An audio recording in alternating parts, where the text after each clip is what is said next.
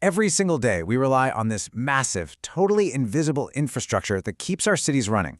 And no, it's not made of concrete or steel. It's built from data and connections. In this explainer, we're going to pull back the curtain on the digital backbone of a modern city, the hidden network that makes pretty much everything work. I mean, really think about it for a sec. How does the library's computer system talk to this central city database? How do all those traffic sensors update the main control center in, real time? All these different services, they have to communicate, and they have to do it instantly and securely. So, how do they do it? Well, that's Sarah. She's a network engineer, and she's one of the architects of this whole digital world. She's going to be our guide as we dive into how a city like hers stays connected.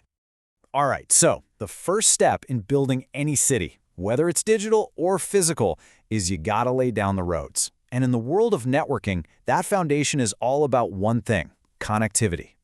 It's actually a pretty simple idea at its core. Sarah's job is to make sure information gets from point A to point B. Just like a physical road lets cars travel between buildings, a digital network lets data travel between all the city's facilities. And the goal? To make that flow of information totally and completely seamless. And we're not just talking about abstract concepts here. This stuff is real. We're talking about physical hardware. Sarah and her team manage the actual servers, the high-speed cables, and those super-fast fiber optic lines that are literally the pavement and asphalt of this digital highway system. They're what connect data centers to every single city office out there. Okay, so we've got the roads, but, a city with a bunch of roads and no rules, that's just chaos. You need a system to manage the flow, and that's exactly where digital traffic control comes into the picture. So, traffic control really breaks down into two key tools. First, you've got routing, which is basically the network's GPS. It figures out the most efficient path for data to travel long distances across different networks. Think of it like planning a trip across the entire city. Then you have switching. This is more like your local traffic cop at an intersection. It directs data to a specific destination within the same local network, making sure an email goes to your computer and not the one sitting right next to you.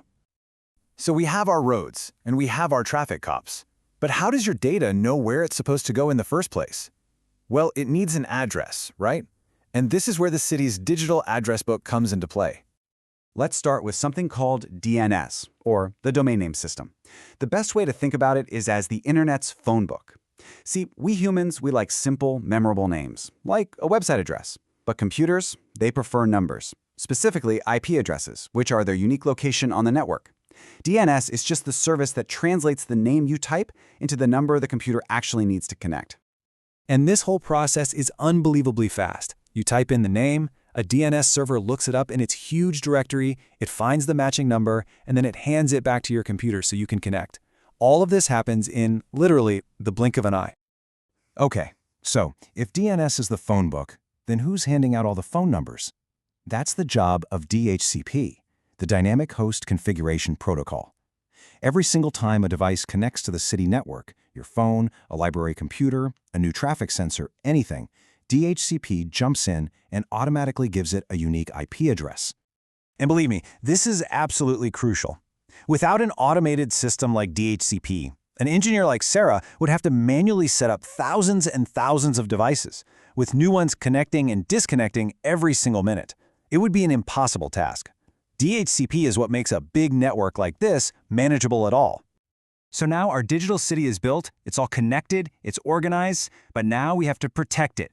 Just like a real city has security, a digital city has to guard its gates against all kinds of threats. And that brings us to the firewall. Honestly, the digital security guard analogy is perfect. A firewall sits right at the edge of the network, and it inspects every single piece of data that tries to come in or go out. Its whole job is to decide if that data is friendly or if it's hostile. So how does it decide? Well, SARA sets up a rulebook. It's a set of instructions that defines what's allowed and what's blocked. So if a request comes from some unknown source trying to access sensitive files, the rule is simple: blocked. But if a computer inside the library is just trying to access a website, that's fine, allowed. It's this constant process of defining what's safe and what isn't. And this isn't just some abstract technical exercise. This is about protecting real, sensitive information. We're talking about citizens' utility records, private internal communications, all of that critical data. The firewall is the frontline defense that keeps all of that stuff safe. Okay, So let's zoom out and put all these pieces together. We've looked at the roads, the traffic cops, the address books, and the security guards of this digital city. This right here is the basic toolkit of a network engineer. They build the connections. Those are the physical roads. They guide the traffic with routers and switches. They organize the whole thing with DNS and DHCP. And then they protect it all with firewalls. It's a complete, living, breathing system.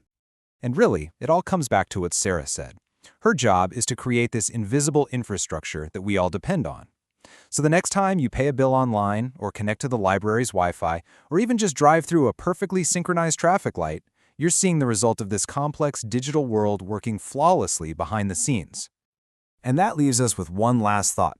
We've uncovered one massive invisible system today, but our world is just full of them. So the next time you're out and about in your city, look around and ask yourself, what other complex networks are hiding in plain sight, quietly making my world work? Thanks for joining me.